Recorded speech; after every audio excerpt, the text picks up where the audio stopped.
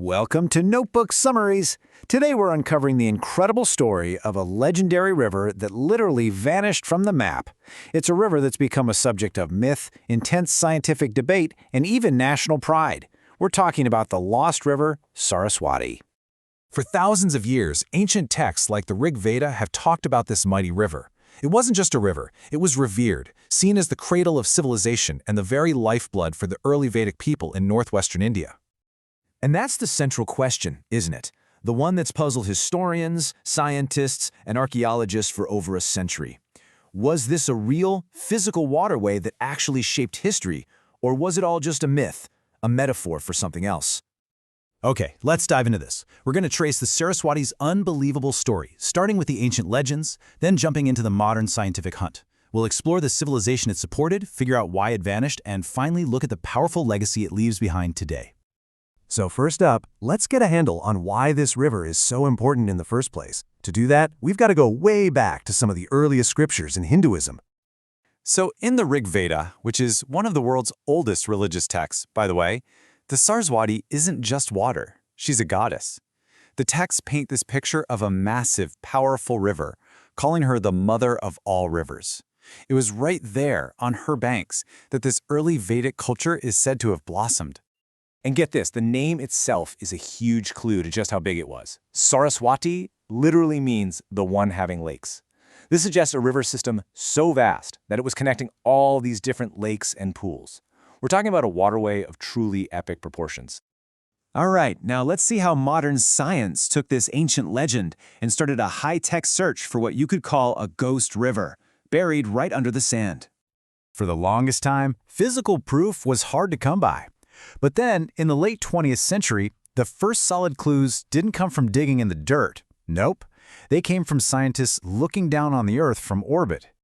Now this is where it gets really interesting. You have all these different independent lines of scientific evidence that all start pointing to the exact same thing. First, you've got satellite images from both ISRO and NASA showing these paleo channels, basically ancient dried-up riverbeds hiding under the Thar Desert. Then, geological surveys mapped out a course running from the Himalayas all the way to the Arabian Sea. And the real kicker? Sediment analysis dated the river's year-round flow to a time that lines up perfectly with the Vedic period. The science was matching the ancient stories. And the scale of this thing was just staggering. At its peak, this ancient river is thought to have been up to 8 kilometers wide in some spots. I mean, just try to picture that. That is way wider than the modern Ganges River, which just confirms those Vedic descriptions of a truly mighty river. So once scientists started to prove the river was real, the next big question was, well, who lived there? And the answer would completely rewrite our understanding of one of the world's first great urban civilizations. As archaeologists started looking at the path of this ghost river, they made a mind-blowing discovery. A huge number of major sites from the Indus Valley Civilization. We're talking big cities like Rakagari and Kalibangan. They weren't located along the Indus River. They were right on the dry banks of this other river system, the Gagar-Hakra, which is now identified as the ancient Saraswati. So this is a huge deal. It's led a lot of scholars to argue the calling it the Indus Valley Civilization is just wrong. They think it should be renamed the Indus Saraswati or Saraswati Sindhu Civilization. And look, this is way more than just a name change. It's a fundamental rethinking of history. If the Vedic people and the Harappans both lived along the same river, it suggests a much closer relationship between these two great ancient cultures than anyone had thought before. And that brings us to the biggest mystery of all. How does a river that's 8 kilometers wide, a river that was the cradle of a civilization, just disappear from the face of the Earth? The answer isn't some single dramatic event. It's more like a slow-motion catastrophe. It was a combination of incredibly powerful natural forces that unfolded over thousands of years and completely reshaped the geography of northern India. This timeline just brilliantly shows the slow collapse. Way before the Harappan civilization even started, massive tectonic shifts basically rerouted its main water sources, the glacier-fed Sutlej and Yamuna rivers. For thousands of years after that, it survived, fed by monsoon rains. But then the monsoons started to get weaker, the rivers started to shrink, and eventually, around 4,000 years ago, it became seasonal. And that drying up lines up perfectly with the decline of those great Harappan cities along its banks. So, to sum it all up, it wasn't just one thing. It was a devastating cascade of events. First, tectonic plates move and cut off its main water supply from the glaciers. Then, long-term climate change, in the form of weaker monsoons, starves what's left of the river system. This 1-2 punch is what finally did it in, turning a once fertile plain into the Thar Desert we see today. But here's the thing. Even though the Saraswati vanished from the surface, it never really left the cultural, religious, and now the political landscape of India. Its legacy has endured for thousands of years.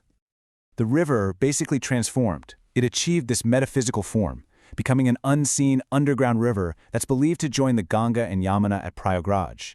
This idea of a symbolic three-river meeting makes it one of the holiest sites in Hinduism. It's just a powerful testament to how strong the river's memory is. Now, while the overwhelming scientific evidence points to the Ghaggar-Hakor system in India, it's worth noting there is another candidate in the academic world. Some scholars suggest it could be the Helmand River over in Afghanistan, mostly based on the linguistic similarities between its ancient name Saraswati and Sarasvati. The identification of the Saraswati has really become more than just a historical question. It's now part of a much bigger and sometimes pretty heated conversation about ancient Indian history and identity. Its existence is used by some to argue for an earlier date for the Vedas, to push for renaming the Indus Valley Civilization, and to challenge mainstream theories about ancient migrations. And believe it or not, this story still isn't over. Today, there are active government-led efforts trying to bring the river's physical form back to life. The government of Haryana has launched projects using modern tech to trace its old underground channels. And, back in 2016, they even managed to pump water into a section of the dry riverbed. A really powerful symbolic and practical first step. So it leaves us with this final thought. The journey of the Saraswati, from a real river to a sacred myth, and now to a subject of scientific and national revival, is just extraordinary. It's a powerful story about how history, memory, and myth can endure. Thanks for joining this explainer.